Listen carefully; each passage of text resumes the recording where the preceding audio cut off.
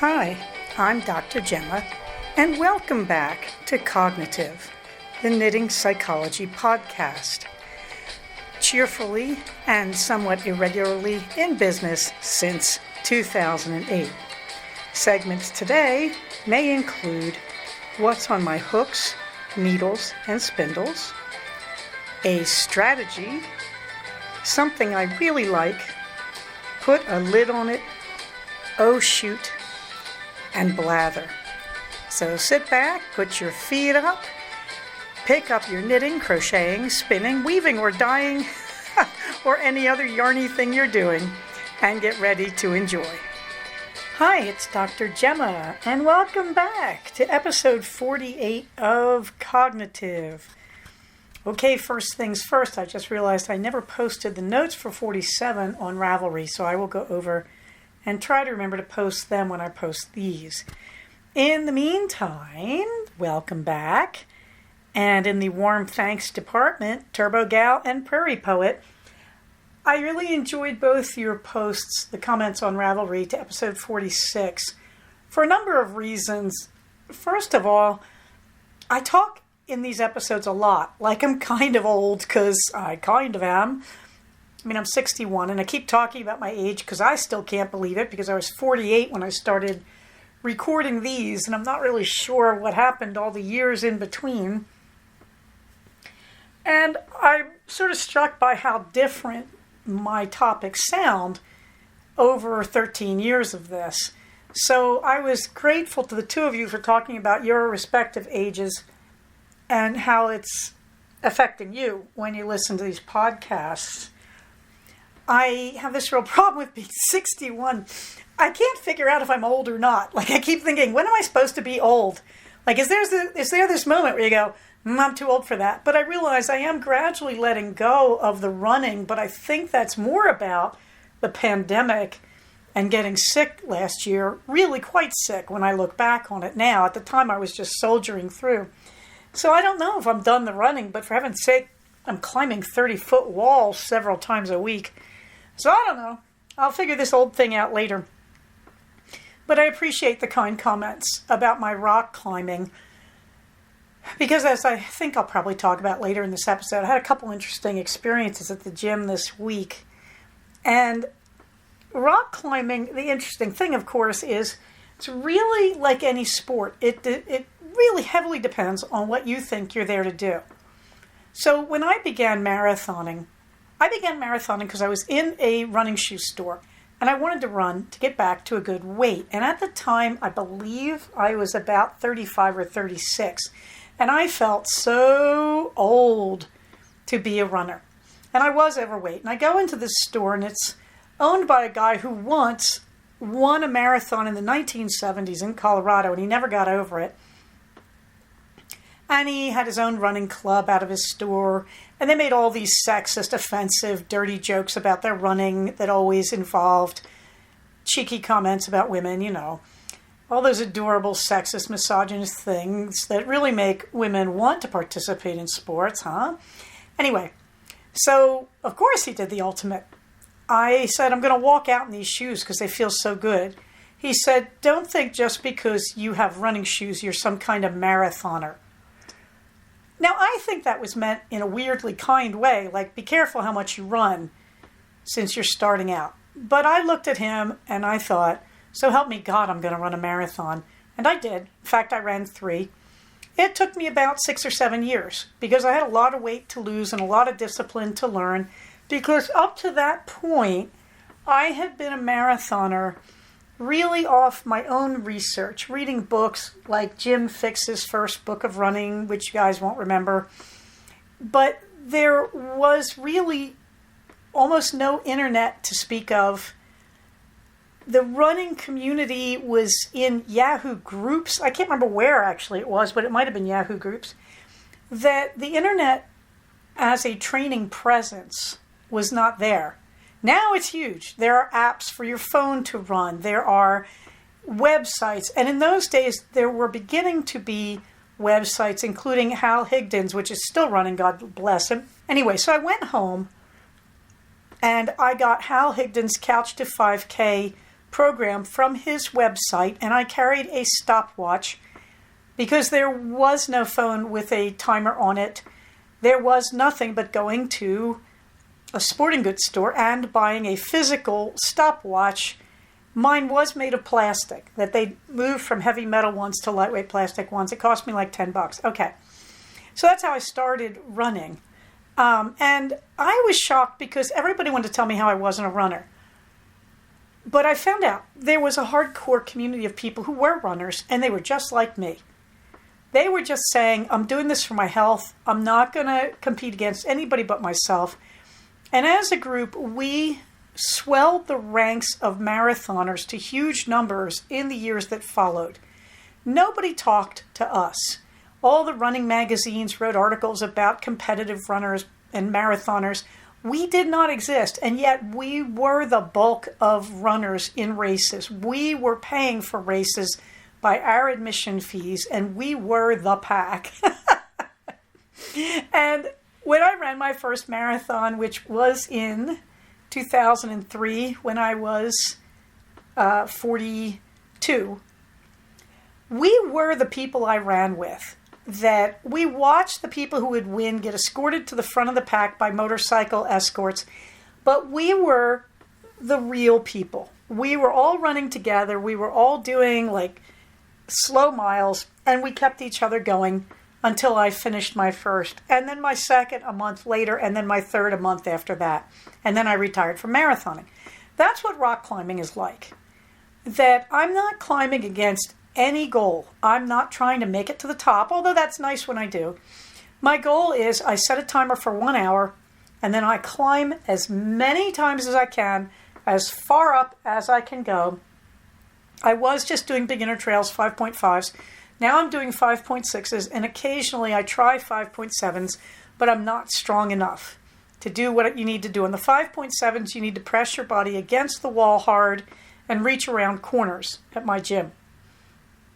I'm not really strong enough to get away with that all the time. Sometimes I kind of sort of make it. But I'm happy because this week I topped out of 5.6. I got to the top. Actually, I did it several times on 2 different paths, but there are reasons I didn't go for the last 2 or 3 rungs, including that press your body against the wall thing that suddenly became necessary, and I was exhausted. But anyway, it's led to some weird and wild adventures, and it's led to a lot of people talking to me as though I'm trying to win some kind of race. So what I want to tell you, and I thank Turbo Gal and Prairie Poet for this, is there are other goals in self-care than winning. There are other goals than being the fastest, the best, or the first. Sometimes including not even getting to the top. Sometimes the goal is just keep going until you're tired, because that means you're doing real work on your own physical development. The rest is icing on the cake. So thank you, ladies, for reminding me of that. It really, really helped. Moving right along, I found out this week my e-card for being vaccinated in California. Well, in Southern California, most people don't even know what it is. But I still have it, and the link is still there, and I highly recommend it.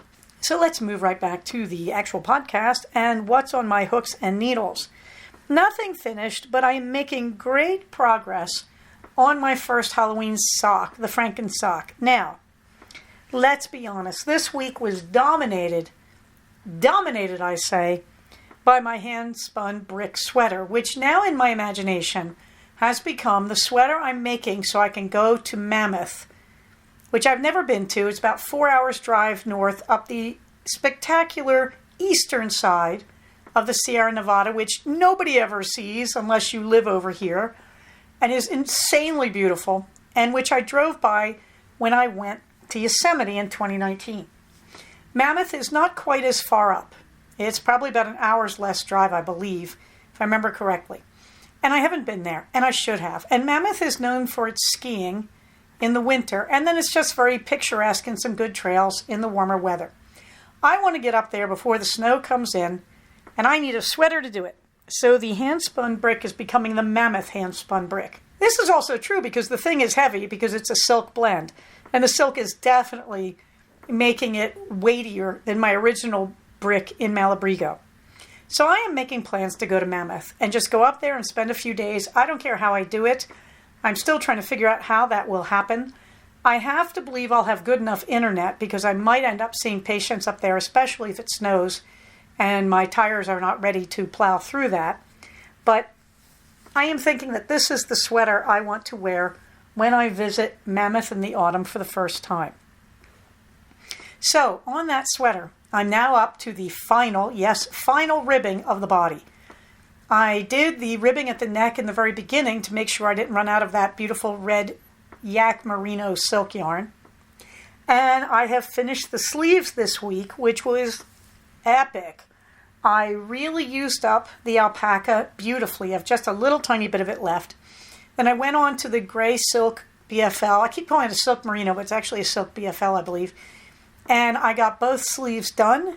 And I was running out of the BFL silk, and I really got that to work. I got really nice lengths on the cuffs. They look terrific. I had a great time. I tapered them ever so little, and they came out just great. The fit is just great. The body is not tapered in any way until you get to the ribbing. So I got to the ribbing. The ribbing, I really ran out of the silver BFL silk, so I went into the yarn that I have that is a 2-ply of that silk BFL against a single ply of a yak silk. You may remember the yak silk because it is plied also with my alpaca further up in the sweater at the chest line.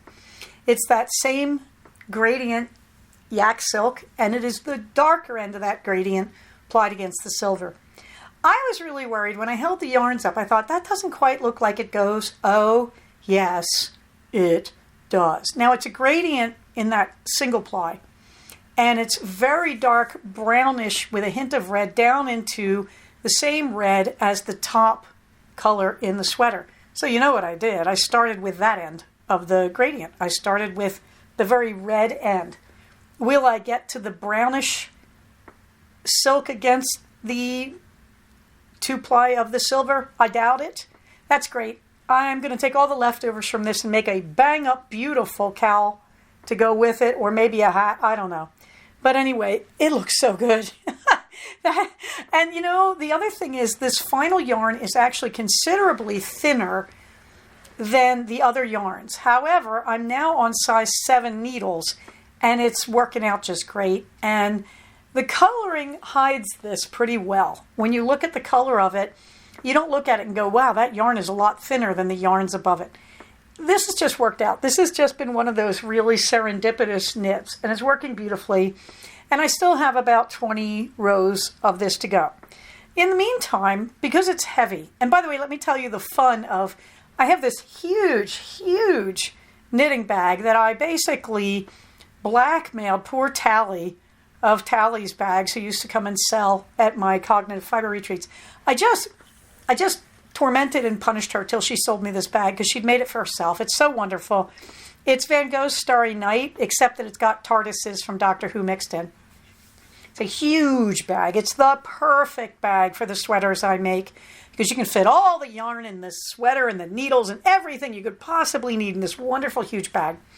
And it was so much fun to fill it with all my hand spun and then to watch as slowly it filled with the sweater and the yarn slowly went away. So I'm enjoying even the bag. Okay, so in the meantime, though, that was a bit challenging to carry everywhere.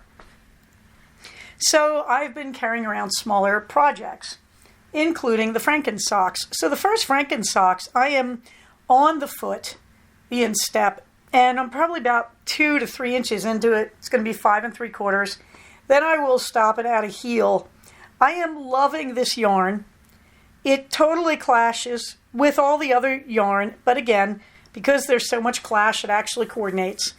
And so I'm thinking I'll probably just do the heels out of this yarn. It is a Regia. I meant to tell you last time, I couldn't remember the make. It is such a commercial yarn next to all the beautiful hand dyes that make up the stripes, and yet somehow it's all happy.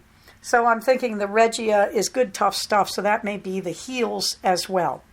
But I want to get this one done. I want to finish the sweater, and then I want to get this sock done, heel and all, and cast on the next one.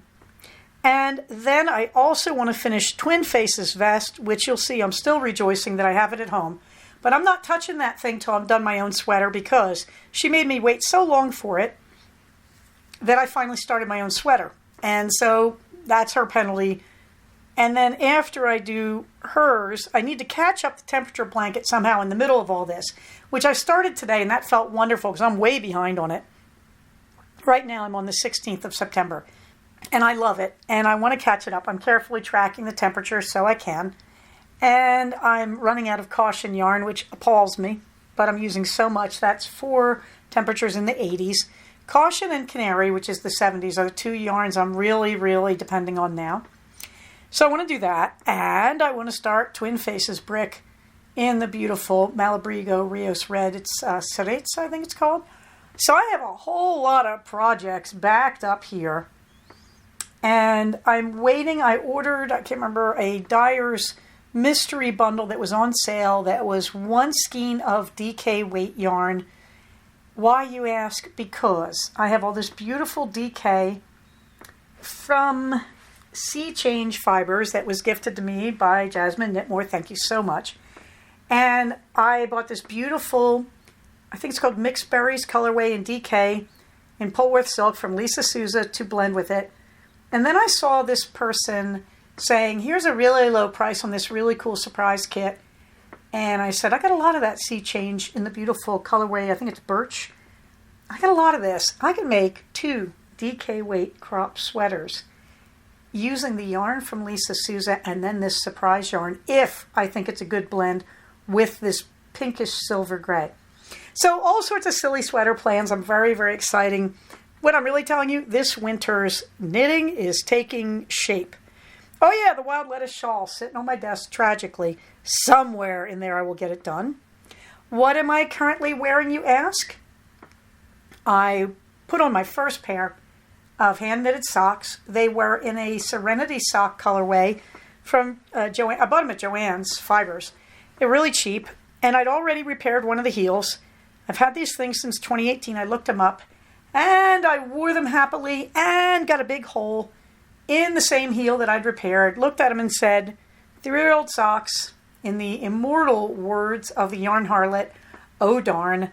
I wore them that day, and I tossed them because they're really wearing out. But they had good innings. They made it 3 years with me, and their picture is a commemorative picture there in my show notes for this week. Did I tell you the size 9 needles from Webb's have arrived? So now I have way too many size 9 needles. So it's true. I can start Twin Faces sweater even as I finish the brick. But no, I haven't wound that yarn yet. Dizzy Blondes, no action there, and that's going to take us right up to a strategy before I take a break right now to talk to a patient, so I'll be right back. Okay, so I saw my patient, wrote my notes, and now I'm back to talk about strategy. Now, if you go to the notes for this episode, you're going to see a meme that I think is just great. It's not mine, it's from somebody named Hart Ramsey. And it says, they may not be avoiding you. And they may just be, 1, distracted by a sudden life change. 2, working hard to make ends meet or to make sense of their situation. 3, too worn out to socialize. 4, dealing with personal pain or illness. 5, tired of having to pretend to be okay around you when they're really doing all they can just to survive. Don't make snap judgments. You just never know. I love this. I think this goes back to a bigger issue. But if you heard me say nothing else but that today, that would be a good thing. Now, let's talk about it in terms of dialectical behavior. Well, it's not really in DBT.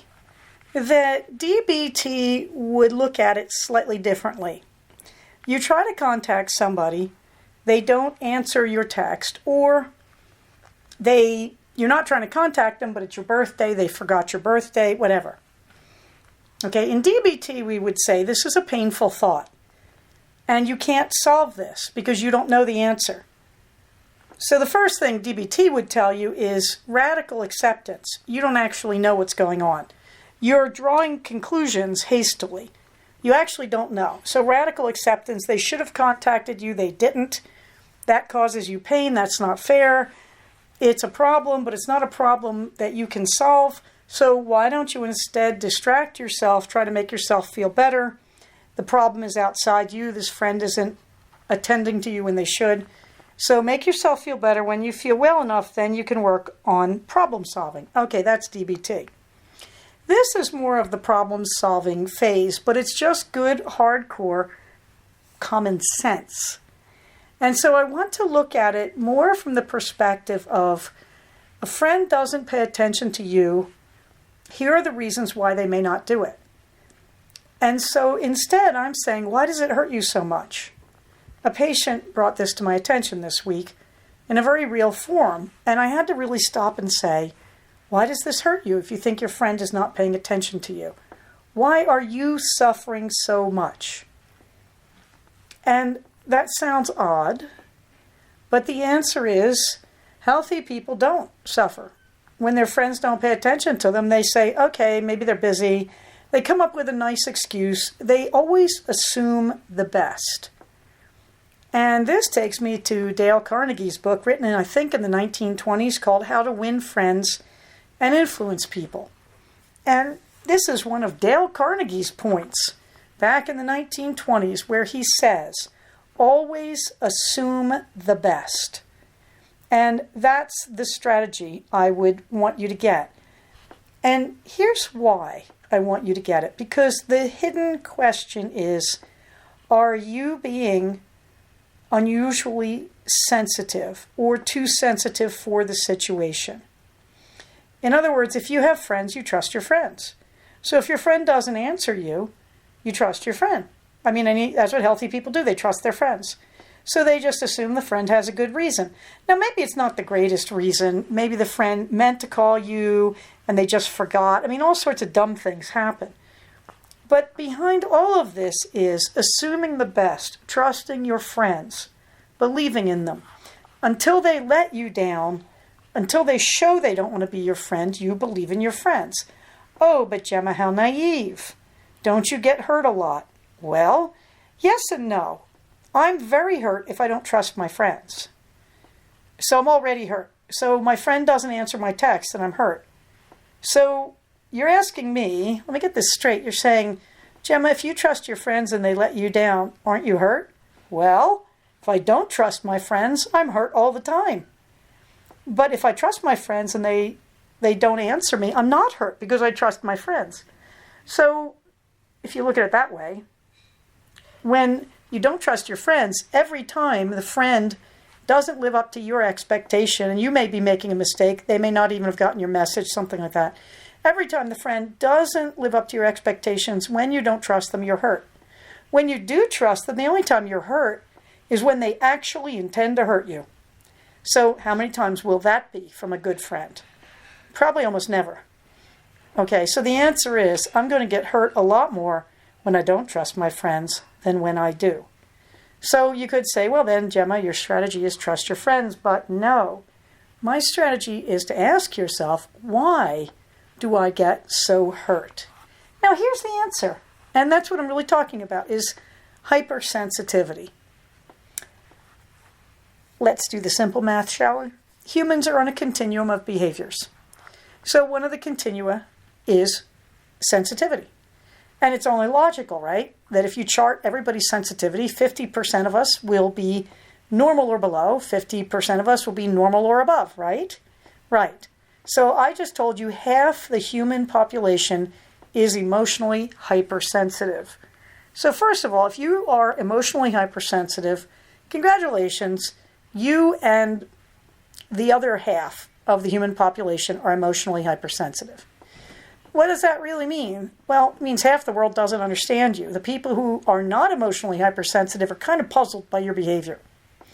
That's one reality. The other reality is, well, gosh, if you do it in numbers, that means 1 out of every 2 people is hypersensitive like me. So, okay, that's not so bad. Of course, there are people who are really, really hypersensitive and people who are hypersensitive but not as much. Now, having said all that, welcome to my half of the population. After all, where do you think psychologists and mental health clinicians come from? You surely don't think we're not hypersensitive, right? Surely you only want to do what I do because you are hypersensitive, because you feel like you've been hurt and you'd like to fix it. You want to help all the other poor victims just like you. Yep, that's me. Now, that's not how I got into it. I got into it because my dad's a Pearl Harbor survivor, and I had 3 cousins who were severely damaged, and 2 of them eventually died of being in Vietnam, and I had an uncle who died in Vietnam. So I come from PTSD Central. I was raised to see PTSD all around me and accept it as normal. So, of course, my doctoral dissertation was PTSD research. However, the fact that I thought I should somehow personally take the responsibility of healing the world of PTSD, that's where you begin to realize, yep, Gemma's hypersensitive. It's a huge advantage in my job. I'm really pleased about it. So the next thing you need to hear is if you're hypersensitive, okay, I don't have a problem with that. However, you do have to manage it because half the world doesn't know what you're doing. Okay, and so really, when we talk about all this therapy, we're talking about acknowledging that you may be hypersensitive. And if you are, you're getting hurt. And part of what we're talking about in dialectical behavioral therapy is coping, is simply saying, it's okay to be who I am, but I have to manage it. The example I use with my patients is my glasses. Now, those of you who've seen me will always see me in glasses, almost always, okay? And if you've never asked yourself, why does Dr. Gemma wear those glasses? Let me be the first to tell you. I am cross-eyed and nearsighted. You know what this means, right? Yes, I am the first cockeyed optimist you have ever met who can prove it, because I am certainly cockeyed. The glasses do not fix the crossed eyes. A long series of surgeries in my childhood fixed that, but not perfectly. I'm gradually getting more cross-eyed with age. I can't wait, man. I want to see. If I make it to 80, man, I should have some pretty freaky looking eyes. I could be like the witch at every Halloween party. I think it's going to be kind of cool. But I mean, the reality is, that's the reality, that I've come to make my peace with it. I can laugh about it. I have a lot of jokes about it. If I'd gone into eye care, I'd be a cockeyed optometrist. I'm making jokes on the song Cockeyed Optimist from South Pacific by Rodgers and Hammerstein, if you didn't know that. Okay. Anyway, the point is, you don't get upset about being cross-eyed and nearsighted. You simply say, it's the way I was born. But I can't drive a car unless I wear glasses. That's the law. So, I am not sick. I am not evil. I am not a witch. I am not crazy. I am not insane. I'm just cross-eyed. I'm not bad. I'm not good. I'm just cross-eyed. Okay? And I have to manage it. Because if I don't manage it, it's not fair to the rest of you that I'm not really safe on the road driving. Okay, so I have to wear my glasses. That's what hypersensitivity is like for me as well. That when I was a kid, I experienced a great deal of emotional pain because I didn't know how to manage my hypersensitivity. And nobody ever seemed to know what to tell me. Nobody ever said anything helpful. They would just go, you should stop that. You should get over that. Yeah, I know. But that wasn't what I needed. I already knew that. Gosh, you want me to get over it? What a great idea. Then I could suffer less. You think I didn't agree? But I had no idea how. And it was many, many years before I learned it. And that's why I'm teaching you. I will never teach you something that I have not used myself. So, yeah, what we're really talking about here, why are you so hurt when you think your friend has avoided you? You're hurt probably because you're hypersensitive. Number one. Number two, you are then assuming the worst because your pain causes you to do that. So here's a trick. Accept that it's okay to be you and to be hypersensitive. When you feel emotional pain, question, is it just me? Maybe I could change my way of thinking and this actually wouldn't be a problem. And then if it turns out to be a problem later, well, you did your best, okay? So that's really the answer. Is maybe if you need help with this stuff, it's okay to be you. It's okay to realize you're more sensitive than the average person and things do hurt you. And now, just like me putting my glasses on to drive a car, you're going to put on your emotional lenses. You're going to say, I can actually handle this and be okay. And later on, I'm going to realize that nobody meant to hurt me and I can be better without getting mad or more upset. Sure, you're hypersensitive. You're always going to feel painful things. But that doesn't mean you have to act on them. That means You can just instead try to change your own thinking. Say, maybe I'll try to assume the best, and maybe that will make me feel better. And then later on, you don't have to tell anybody you assumed the worst for just a minute there. Everybody will just think, she's so great, she's so calm. No, she's actually even better than great and calm. She understands herself, she's taking care of herself, and she is taking responsibility for who she is in such a way that she reduces her suffering and reduces the bad effect on the people around her. Okay, so if you're hypersensitive, welcome to my world, it's okay. But yeah, you do have to manage it, and when you manage it, you're going to feel a whole lot better. And part of it, managing it, is to say, I'm going to assume the best about my friends until they show me otherwise. Okay, put a lid on it. Well, you may remember in our last episode I gave you the recipe for keto pumpkin spice earthquake cake. And I couldn't leave it at that. So I ordered the whey protein powder. I have no idea what that contributes to a keto cake except, well, whey protein. If you look at the show notes, at the very top of the show notes, you can see the unbaked version, and at the bottom, the baked version. Some things you should know. First of all, this is delicious. Secondly, if you think it's delicious this way, pour heavy whipping cream on it without whipping it. In other words, just leave the whipping cream liquid a la the British style and just pour it over. Good Lord. This is so good with heavy cream all over it. Now, the other thing you should know, on the top, if you look at it, you will see keto chocolate chips have been sprinkled. That is, chips sweetened with stevia, not with some chemical sweetener. They've been sprinkled on the top. And then you'll see there's white blotches. The white blotches are, you make a buttercream keto frosting, which is butter, cream cheese, and a lot of powdered sweetener. I use Swerve. I found this a little too much. I think this cake would be just great if you left that off and just made the cake in a slightly smaller pan, just as a pumpkin spice cake without the buttercream icing incorporated into it. Yeah, by the way, you put spoonfuls of that onto the raw cake batter and then cook it all together so the buttercream icing also gets a little browned. It is delicious, but it is pretty unnecessary. I think another way you could manage this, if you want that buttercream icing, first of all, tone down the sugar. There's a lot of sweetness, a lot of Swerve in my case, not sugar. I would lighten up if I used it at all. Secondly, I would bake the cake and then I would make the icing, possibly without the sweetener. And then after the cake was firm, I would put a little more water or something in the icing to thin it down a bit, and then I would spread it in a very thin layer over it. I think the reason she's doing this is the cake is fragile and moist, so it would be very hard to spread that icing without really watering it down. But I don't think you even need the buttercream icing that you make as the very last step and then dollop spoonfuls over the top before you bake. And you put the keto chocolate chips on it before you bake, just in case you were wondering.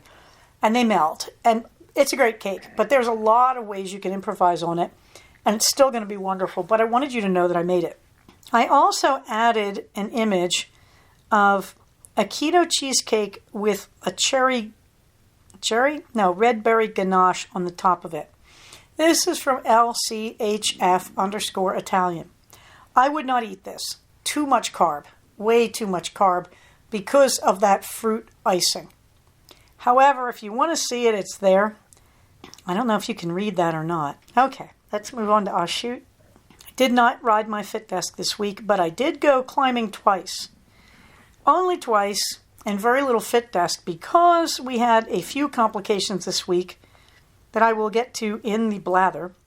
However, you can see two big things happened. One is there is a picture of us, my son and I, demonstrating that rock climbing is not pretty. It's the after picture when we went climbing together on Sunday. And then also, there is a picture from later in the week where I finally topped out on the 5.6 route.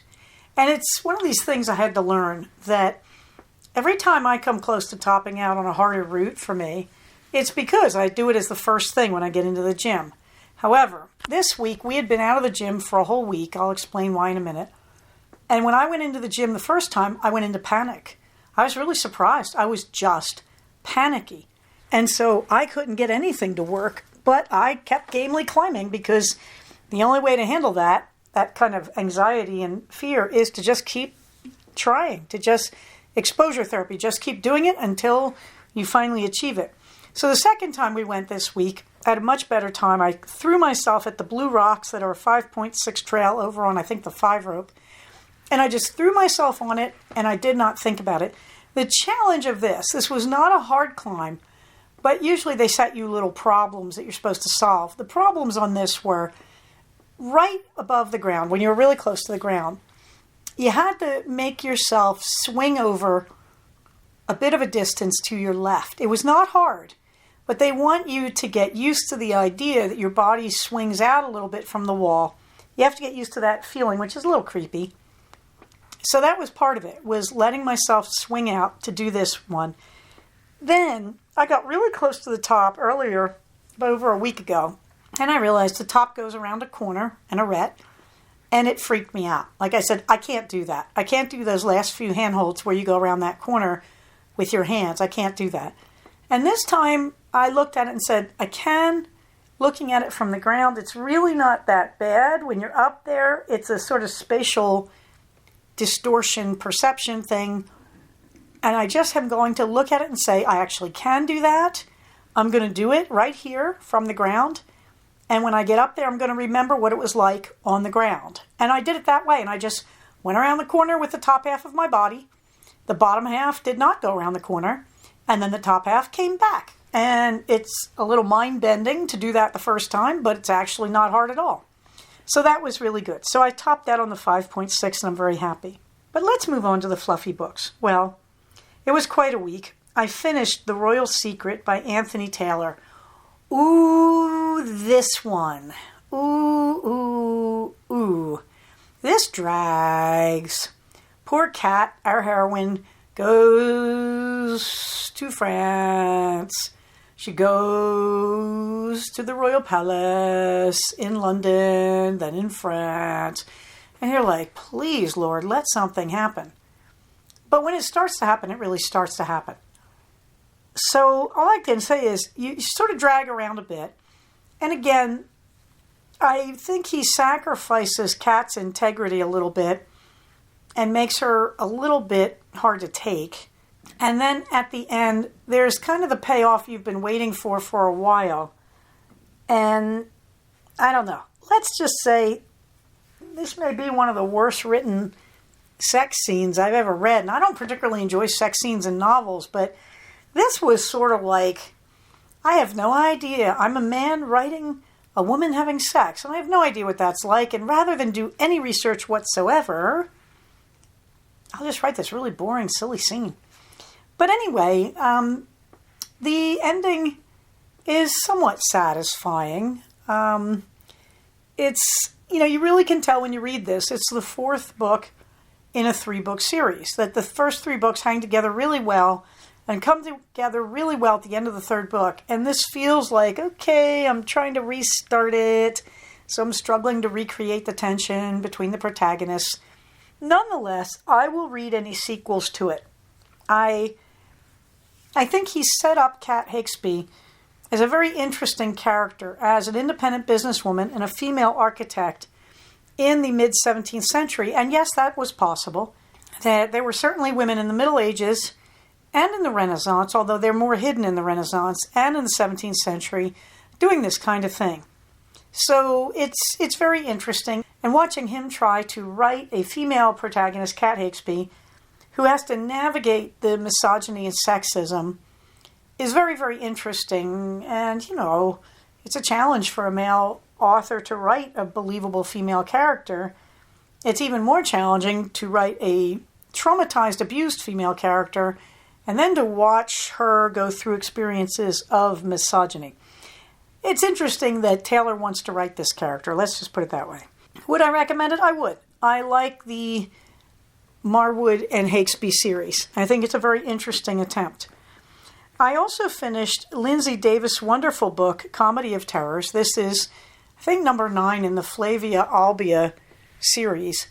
This book is a very interesting book because she's trying to write the events of a typical Roman Saturnalia festival and put a mystery in the middle of it and incorporate this kind of sense of chaos that was allowed in these festivals that we really don't understand very well. I'm not sure Lindsay Davis always understands it, but she's making a darn good effort. And I have to say, I was kind of struggling through like, please stop making Saturnalia cracks and give us a plot point somewhere. I felt like I struggled a lot with that. And then suddenly at the end, it all collapses together and you get what's going on. And I must say, the last paragraph is pure 100% mystery story satisfaction. The ending of it is wonderful. And there's only one piece of information you need, which I think Davis is assuming by now you know if you've read her series. If you don't know, I'm going to give it to you for free right now. It's not a spoiler. When the Romans judged somebody guilty of a capital crime, you didn't have to have a big trial. If you had enough people in the same place and you had evidence and you had proof, they'd execute the guy on the spot. The proof had to be pretty incontrovertible. Romans were as fair as anybody else. You know, they didn't want injustice, and they had certain forms of legitimized murder, but this wasn't one of them. You know. So the ending, if you really get Roman law, you realize that 5 minutes after the ending, the bad guy is dead. He's lying on the ground in front of everybody, probably with a sharp object through his chest. It's a pretty amazing ending, and the way it is used is really satisfying. So I have to say, I highly recommend Comedy of Terrors. I think it's called A Comedy of Terrors by Lindsay Davis. But I will tell you something. Don't read a Flavia Albia mystery in isolation. Lindsay Davis has spent a long time creating this absolutely extraordinary pack of characters who you're going to love. And so you start with the Didius Falco mysteries. Believe me, you want to start with those. And they only get better. I think Helena Justina, as we would pronounce it, I think her name's a bit of a joke. I think she's meant to be Alina Justina, and it's meant to be funny that it rhymes. But Helena is one of the best female leads in all literature, as far as I'm concerned. She's a wonderful character, and her relationship with Marcus Didius Falco is extraordinary, and it's fun the way Nick and Nora Charles are fun in the movie versions of The Thin Man. The actual Thin Man's a great book. I believe it's Dashiell Hammett. It's a wonderful book. But the movies are even better because the relationship developed and the chemistry between those two actors in the Thin Man movies, it's just extraordinary. And Falco and Helena are the same. So if you really want to enjoy the Flavia Albia mysteries, you really want to go read the Didius Falco mysteries first. The other thing is, you're going to really like who Flavia Albia is when you know her whole history. That there's kind of a secret history behind her that you get in the Falco novels. And it's really delightful who she is and who she turns out to be. I also started Ambush or a Door by Gail Carriger. Gail Carriger was, I believe, an archaeologist, and she writes a book called Soulless, that is without a soul, in case it sounds like I'm saying a different word there. And she writes this book, Soulless, and it becomes an overnight bestseller. And it's so fun. It's like this kind of wackadoodle steampunk. And she just goes wildly and cheerfully into every possible direction. And the series is eventually called the Parasol Protectorate. And the Soulless books are, I think there's 5 of them. And they just keep getting better. And the more she expands her universe, the better it gets. And then she takes in a few directions. She says the daughter of her protagonist in Soulless gets her own series. Can't think what she calls them, but they involve the daughter and her friends trooping around in a dirigible called the Spotted Custard. I'm not too big on that series. However, she also does the Finishing School series, where she goes back. She takes one character from the Parasol Protectorate who's an evil genius, a woman who likes to wear men's clothing, which I like already. She takes that character, Genevieve, alias Vive, and she goes back and she creates the Finishing School, except it's quite literally finishing. The girls are being taught to be spies and assassins, and they are hooked up with a boys' school where the boys are being taught to be mad scientists and evil geniuses. And Vive actually ends up in the boys' school, but we begin to follow the adventures of the girls at the Finishing School. And so then she takes the Finishing School and she goes forward and she says, but what happens to them all later? And she gives them very interesting futures. And that's really wonderful. And in the middle of all this, you're hearing about characters from the Parasol Protectorate and how their lives work out. It's a very complicated bunch of books, and they're wonderful. And this is another author creating a really marvelous set of characters. Now, I think the characters aboard the Spotted Custard, with one exception, and that exception's lover, who happens to be a werecat. I think the people in the Spotted Custard, I never could get that interested in them, but I enjoyed the books. However, the werecat makes it all worthwhile, if you ask me. And the way she and her chosen partner get together.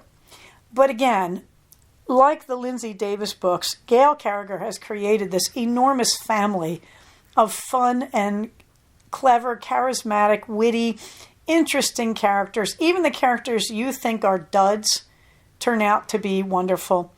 Ambush or Adore is very interesting. She's experimenting with a different type of love. She's experimenting with the idea of restraint and respect for paths that go different directions while still allowing for lifelong commitment. It's a very interesting book. I think the ending is very satisfying, but she doesn't quite know how to end it. She writes this kind of wacky epilogue where you kind of go, Gail didn't need to do that. But I think at the end, even she doesn't know quite how to show the two heroes in mutual harmony. That I think she's not confident that she can make it believable, which is a sad thing because it's very believable by the end. So Ambush or Adore, not one of the strongest entries in this series, but certainly very, very satisfying. The bad news about Ambush or Adore is it's a novel, and she attaches at the end the beginning part of one of her little novellas, where she also tells you how some of her situations worked out. And she writes this novella about one of the werewolves who is the soldier's soldier. And, oh my God, he is the best character. And it's obvious in the books that she cannot figure out what to do with him and that she wants to give him a happy ending because he gradually grows on her. So she writes this insanely wonderful short story called How to Marry a Werewolf. And she gives him a happy ending. And it's so good. And it's a shame because you really shouldn't read it and then read a weaker entry like Ambush or Adore. I would have enjoyed Ambush or Adore no matter what. But it is a shame I was reminded of my absolute favorite book or story in the entire series, which is How to Marry a Werewolf. I just love that story. Anyway, Gail Carriger, go read her like you drink a fine wine, slowly and over a long period when you're relaxed and you're ready for this kind of ultimate pleasure. Something I really like. Last week I mentioned the Pandemia Awards. Please go vote. The link is still there. But this week I showed you my newest puzzle from Unidragon. This is the Majestic Wolf. I did this one by myself, even though it's a medium, Usually my family work on medium-sized ones together, but I couldn't get anybody to play. So I did it. And it's lovely. And you can see him there. He's insanely beautiful. He was not easy. He took me about 4 hours. And I really, really enjoyed him. It's about 165 pieces. So it's not the most challenging 165 you could have. We are waiting for another puzzle to arrive. It's a mandala. It's somewhere in the mail. So we'll see. Between here and Kentucky, and I know that Kentucky uses the Pony Express, apparently, to deliver packages. Short version of that, get ready to wait. But I can't wait for the mandala, and I'm going to demand the boys do it. So on to the blather. Okay, we've been under a COVID quarantine this week. That's why I only went to the gym twice, because I had to wait till we had stayed home for 7 days. And then I went to the gym, and then I snuck one more in on my weekend. So what happened? Well, my son had people over to do some work with him, and it was all proper and arranged. The people were masked. They were vaccinated, both shots. They'd had their 2 weeks, and they had a breakthrough case. And so we were all around them, and all in a closed house with some recirculated air. And I have to admit, everybody said, well, you're all vaccinated. We were not masked in our home, but they were.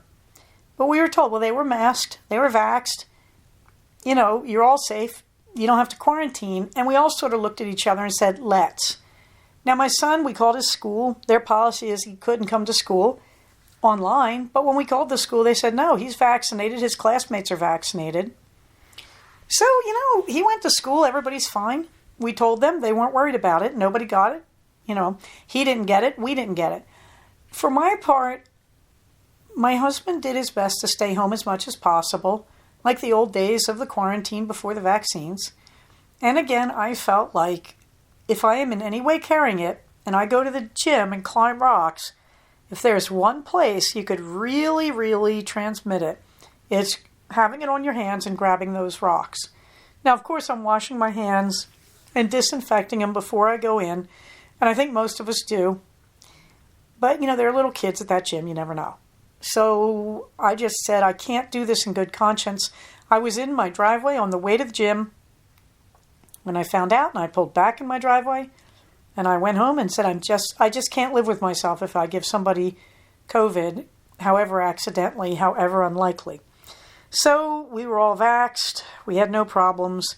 We waited it out. We're just fine. And so is everybody else. In the meantime, COVID mandates are slowly falling into place here in Southern California. That makes me happy.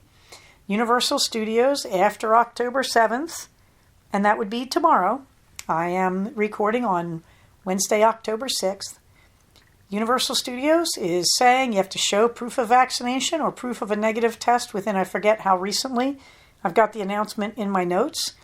I may actually put on my Harry Potter robes and head back.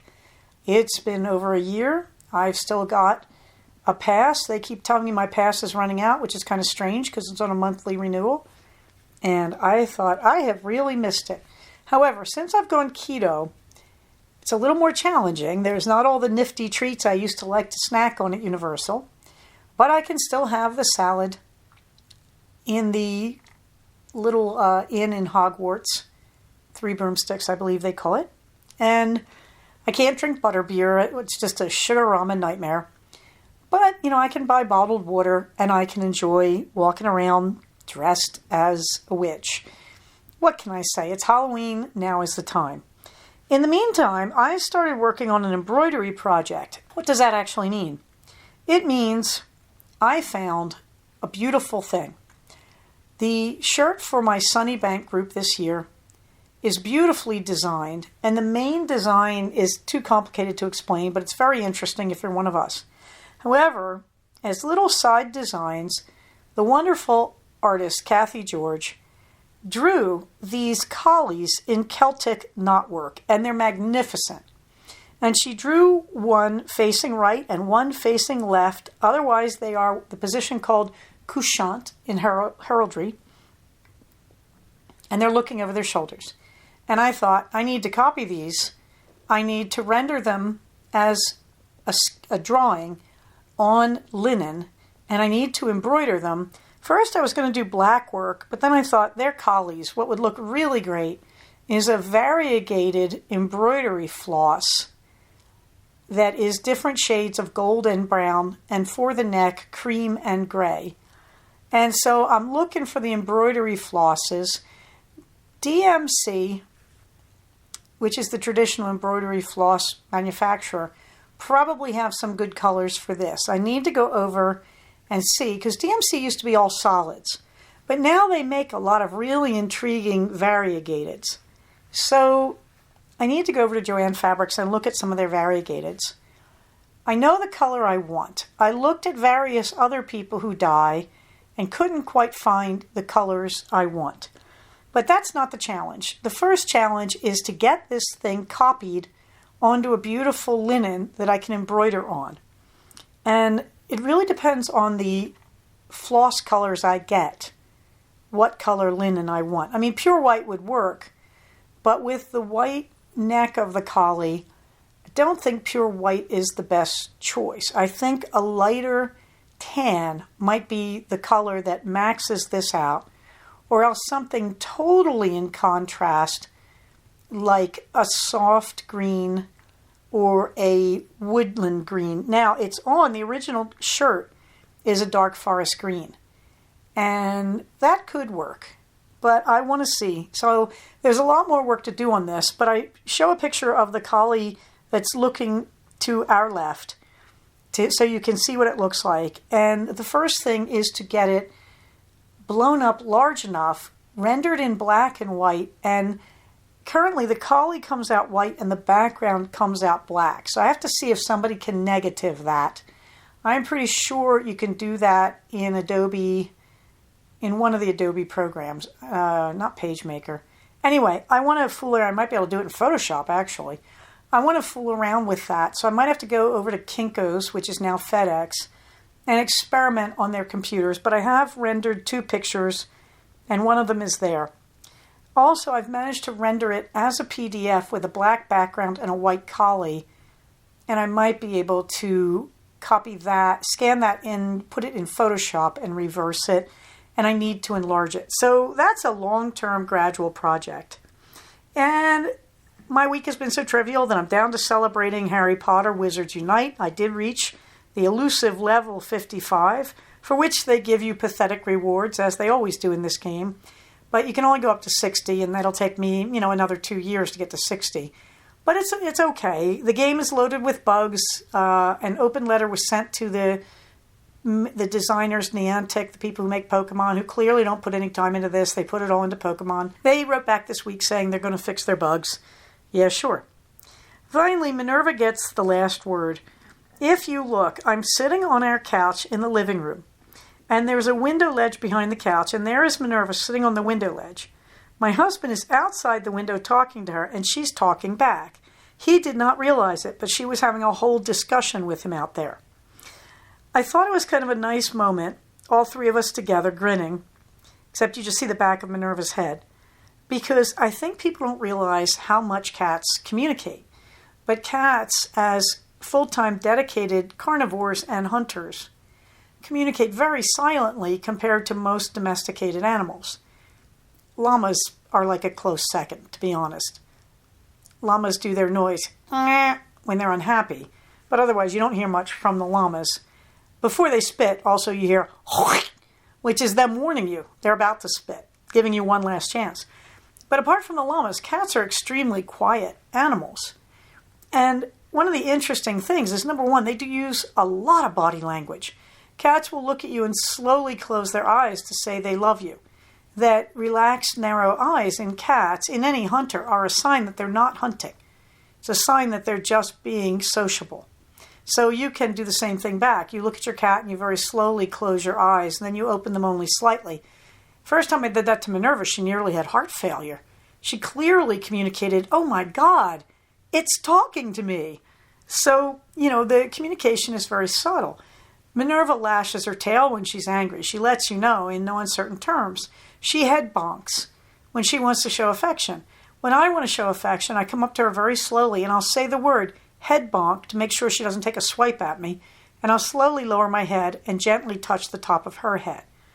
Okay, so there's a lot of silent communication in cats. The other wonderful thing about cats is they have learned to talk for us.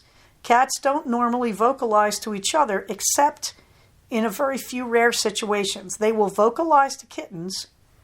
If they're in pain, they will vocalize.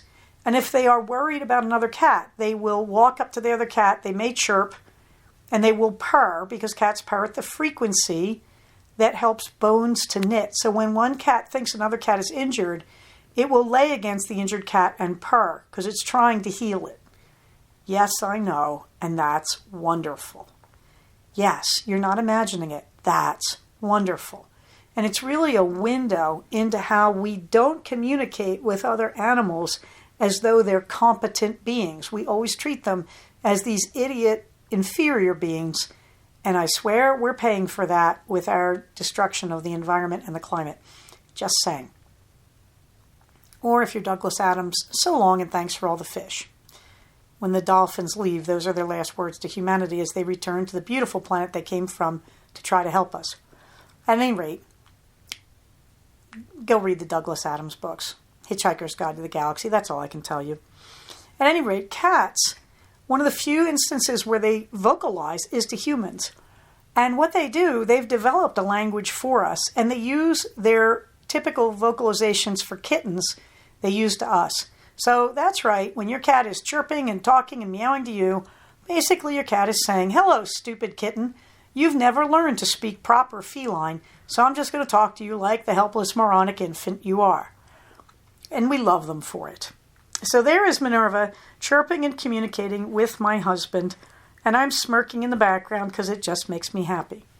So in the meantime, we've reached that happy moment where I say, everybody please get vaccinated, wash your hands, practice social distancing. For the love of Pete, wear your mask and wear it up over your nose. It's been 18 months. Even a toddler would get that by now. Sorry.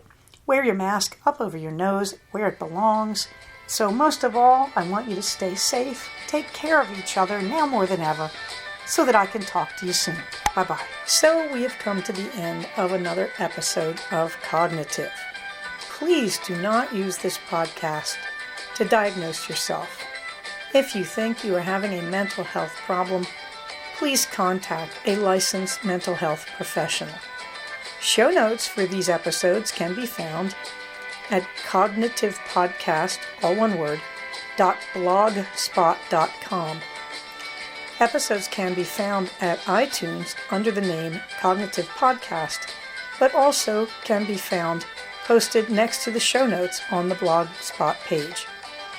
Thank you so much for listening. Everybody, stay safe, take care of each other, and I'll talk to you soon. Bye-bye.